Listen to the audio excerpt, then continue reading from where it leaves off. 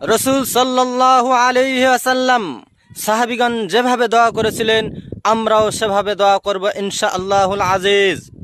নবী করিম সাল্লাল্লাহু আলাইহি ওয়াসাল্লাম অধিক পরিমাণে এ দোয়া পড়তেন, দুনিয়া ও আখিরাতের কল্যাণ চেয়ে আল্লাহ পাকের কাছে চাইতেন, হে আল্লাহ আমাদেরকে দুনিয়ায় কল্যাণ দাও, হে আল্লাহ আমাদেরকে আখিরাতের কল্যাণ দাও, হে রব আমাদের জাহান্নামের শাস্তি থেকে বাঁচাও। রসুল্লাহ সাল্লাল্লাহু আলাইহি ওয়াসাল্লামের বিখ্যাত সাহাবী হযরত আনাস রাদিয়াল্লাহু তাআলা আনহু যখন কিছু চার ইচ্ছা করতেন তখন এই দোয়াগুলো পড়তেন এবং এই দোয়ার মাঝখানে এই কথাগুলো উল্লেখ করতেন এবং যা কিছু প্রয়োজন হতো আল্লাহ পাকের কাছে চেয়ে নিতেন। দোয়াটি হলো, আল্লাহুম্মা আতিনা ফিদ দুনিয়া হাসানাহ ওয়া ফিল আখিরাতি হাসানাতাও ওয়া কিনা আযাবান নার। রসুল